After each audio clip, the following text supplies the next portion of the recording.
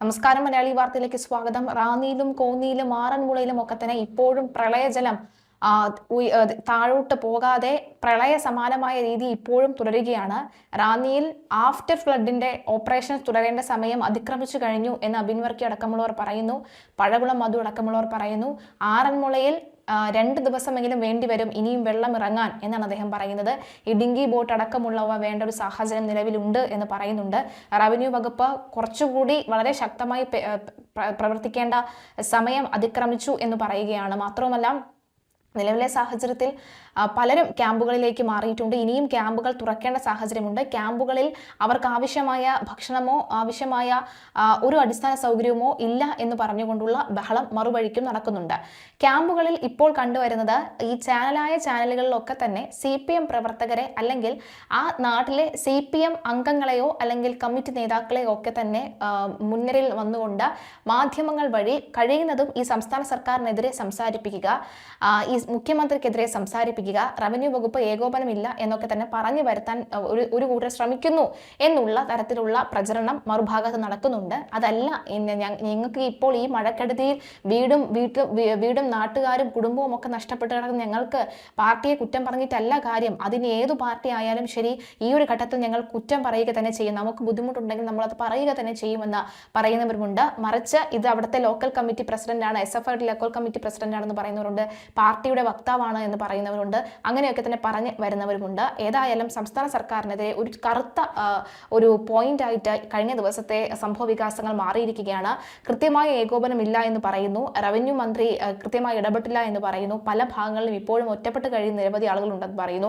ക്യാമ്പുകൾ കാര്യക്ഷമമായി പ്രവർത്തിക്കുന്നില്ല എന്ന് പറയുന്നുണ്ട്. പല സംഘടനകളുടെയും സഹായം അബിൻ വർക്കി അടക്കമുള്ള MLA-മാർ ചോദിക്കുന്ന ഒരു സാഹചര്യമുണ്ട്. ആദ്യം അബിൻ വർക്കി ചോദിച്ചപ്പോൾ പലരും പറ്റില്ല എന്നാണ് പറഞ്ഞിരുന്നത് എന്ന് പറയുന്നു. എന്നാൽ പിന്നീട് രാത്രിയോടുകൂടി തന്നെ അവർ സഹായിക്കാൻ ഇറങ്ങി എന്ന് പറയുന്നു. കാരണം ആ സാഹചര്യം അങ്ങനെ ആയിപ്പോയി എന്ന് അദ്ദേഹം പറയുകയാണ്. എന്തായാലും ക്യാമ്പുകൾക്കകത്ത് കൂട്ടയടി നടക്കുന്ന ഒരു സാഹചര്യം ഉണ്ടാകുന്നു. ക്യാമ്പുകളിലെ ചിലരുടെ പ്രതികരണം നമുക്കൊന്ന് കേൾക്കാം. വെളിച്ചവും ഇല്ല, യാതൊന്നുമില്ല. ഞങ്ങൾ ആകെപ്പാടെ അനാഥയായിട്ട് നടക്കും. ഒരു ഗുളിയൊക്കെ എത്ര നേരം നിന്നത് ഏതാണ്ട് ഈ ഒരു ഗുളിയാണ് തന്നത്. എന്തോ സൗകര്യങ്ങളാണ്, എന്തിനാ എന്തോനായി ഗവൺമെന്റ്? ഞങ്ങളുണ്ടായിട്ടല്ലേ ഇവര് കയറി പോന്നു. ഇനി ഞങ്ങൾ കണ്ടോളാം. ഇതിനെക്കാട്ടി എന്തോ ഡീസന്റ് ആയിരുന്നു വിജയൻ. എന്താണ് ഇവർ പറഞ്ഞത് ഈ പ്രതിസന്ധി? സത്യം പറഞ്ഞാൽ ഈ ക്യാമ്പ് തന്നെ പരാജയമാണ്. ഒന്നാമത് ഇന്നിപ്പോൾ രാവിലെ അവർക്ക് ബാത്റൂമിൽ പോകാൻ വെള്ളമില്ല. ഇതൊക്കെ വെള്ളമൊക്കെ എത്തിച്ചു കൊടുക്കാൻ നിഷ്പ്രയാസമായിട്ട് കഴിയുന്നത്. ഇപ്പോൾ തന്നെ അതുപോലെ BP-ക്കുള്ള ഗുളി അത് ഇന്നലെ വൈകിട്ട് പറഞ്ഞു. ഇതുവരെ വന്നിട്ട് കൈവച്ചേക്കോ, കൊടുത്തിട്ടില്ല. ഇവർ പെട്ടെന്ന് വീട്ടിൽ നിന്ന് ചാടി ഇറങ്ങി വന്നാൽ ഒരു സാധനം ഗുളിയൊന്നും എടുക്കാതെ. പക്ഷേ ഇതൊന്നും ഇവിടെ ക്രമീകരണമില്ല. ക്യാമ്പ് തീർത്തും പരാജയമാണ്. ഇപ്പോൾ സർക്കാർ സംവിധാനം ഇപ്പോൾ പൊളിയാണ്.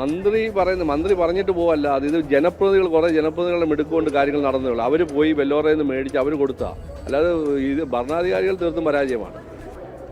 ഇവിടാണ് ഹെൽത്തുകാർ, നിങ്ങൾ കണ്ടുകൊണ്ടിരിക്കുകയല്ലേ, ഹെൽത്തുകാരല്ലേ ഈ നിൽക്കുന്നത്. ഹെൽത്തുകാർ ഫുൾ കോറത്തിൽ ഇവിടെ നിൽക്കുക. ഇത് ഹെൽത്തുകാർ അപ്പോൾ ഈ കിട്ടുന്നില്ലെന്ന് പറഞ്ഞാൽ അവരവിടോട്ട് ഈ സൈഡിൽ നിന്ന് ഇങ്ങോട്ട് വന്നങ്ങ് മേടിച്ചാൽ പോരെ. അല്ലെങ്കിൽ അടിസ്ഥാന സൗകര്യങ്ങളൊക്കെ ഒരുക്കുന്നതിൽ കാലതാമസം ഒന്നും കാണാതെ ഇന്നലെ തൊട്ട് എല്ലാ ക്രമീകരണങ്ങളും ഇവിടെ ഉണ്ട്.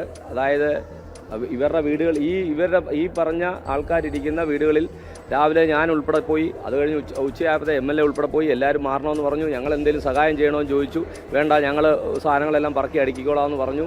ഞങ്ങൾ മാറിക്കോളാമെന്ന് പറഞ്ഞു. അതനുസരിച്ച് വാർഡ് മെമ്പർ ഇതാണ് വാർഡ് മെമ്പർ. ഫുൾ ടൈം പ്രവർത്തനമുണ്ട്. ജനറേറ്റർ ഇന്നലെ 7 മണിയായപ്പോൾ കൊണ്ടുവച്ചാണ് ഇന്ന് രാവിലെ വരെ. ഇപ്പോഴും ജനറേറ്റർ നിങ്ങൾക്ക് ലൈവായിട്ട് നോക്കാമല്ലോ. ഇന്നലെ രാത്രിയിൽ 10:30 വരെ ഞാൻ ഇവിടെ ഉണ്ടായിരുന്നു. നല്ല പ്രകാശമുണ്ട്. എല്ലാവരെയും കിടത്തി കഴിഞ്ഞിട്ടാണ് ഞാൻ പോയത്. വേണ്ട സൗകര്യങ്ങളെല്ലാം ചെയ്തു കൊടുത്തു. കൊതുകടിയാന്ന് പറഞ്ഞതിന് കോയിൽ വാങ്ങിച്ചു കൊടുത്തു. അവരുടെ വീടുകളിൽ രാവിലെ 5 മണിയായപ്പോൾ ഞാൻ ചെന്നത്. ഞാൻ വാർഡ് മെമ്പറാണ്. ആ സമയത്ത് അവിടെ വെള്ളം കയറിയിട്ടില്ല. പിന്നെ ഒരു 7 മണി തൊട്ട് പെട്ടെന്നാണ് വെള്ളം കയറാൻ തുടങ്ങി. ചെന്നു, സാധനങ്ങളെല്ലാം മാറ്റാൻ പറഞ്ഞു. വേണ്ട സഹായങ്ങൾ ചെയ്തു കൊടുത്തു.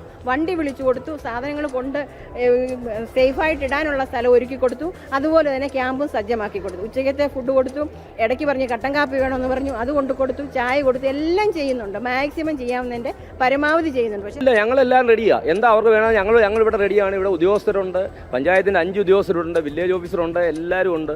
ഇത് ചുമ്മാതെ പറയരുത്. എന്തെങ്കിലും ഉണ്ടെങ്കിൽ ഞങ്ങളോട് പറയണം. അല്ല അവിടെ ഇവിടെ നടന്ന് ചുമ്മാ കുറ്റം പറയാൻ വേണ്ടി ആണെങ്കിലും പറഞ്ഞിട്ട് കാര്യം. ഭയങ്കര വെള്ളമായിരുന്നു. ഞങ്ങളുടെ പെരയുടെ പുറകിൽ മുന്നിൽ വെള്ളമായിരുന്നു. മേലുകര ഭാഗത്താണോ താമസം? മേലുകര താമസം. ക്യാമ്പിൽ വന്നിട്ട് എങ്ങനെയാണ് സൗകര്യങ്ങളും സാഹചര്യവും? ക്യാമ്പിൽ കഞ്ഞിയൊക്കെ തന്നു, ചായയും കാപ്പിയൊക്കെ തന്നു, പൂട്ടുമൊക്കെ തന്നു. ഞങ്ങൾ കഴിച്ചിരിക്കുന്ന സമയം വെള്ളം ഇറങ്ങിയിട്ട് വീട്ടിലോട്ട് പോകാൻ കഴിയുള്ളൂ. ഉടനെ ഇറങ്ങുമോ? ഉടനെ ഇറങ്ങത്തില്ലെന്ന് പറഞ്ഞു. 5 അടി വെള്ളം കൂടി കിടക്കുക. വോളണ്ടിയേഴ്സ് എവിടേക്കാണ് സേവനം കൊടുക്കുന്നത്? ഇവിടെ ഞാൻ 2 ദിവസമായിട്ട് ഇവിടെ ഉള്ളത്. ഞങ്ങളിവിടെ ഇപ്പം അവർക്ക് ഫുഡ് എത്തിച്ചു കൊടുക്കുക, അങ്ങനത്തെ കാര്യങ്ങളൊക്കെയാണ്. പിന്നെ അവർക്ക് പായൊക്കെ വേണമായിരിക്കും. അപ്പോൾ അതൊക്കെ ആൾക്കാരെ വിളിച്ചിട്ട് സെറ്റ് ചെയ്ത് കൊടുക്കുക. ഹെൽപ്പൊക്കെ കിട്ടുന്നുണ്ടോ ഈ ഉദ്യോഗസ്ഥരുടെ ഭാഗത്തുനിന്ന്? കിട്ടുന്നുണ്ടോ? കിട്ടുന്നുണ്ട്. കുറേ SFI ആണെങ്കിലും KSU ആണെങ്കിലും വരുന്നുണ്ട്. പിന്നെ അല്ലാതെ വില്ലേജ് ഓഫീസിൽ നിന്നും വരുന്നുണ്ട്.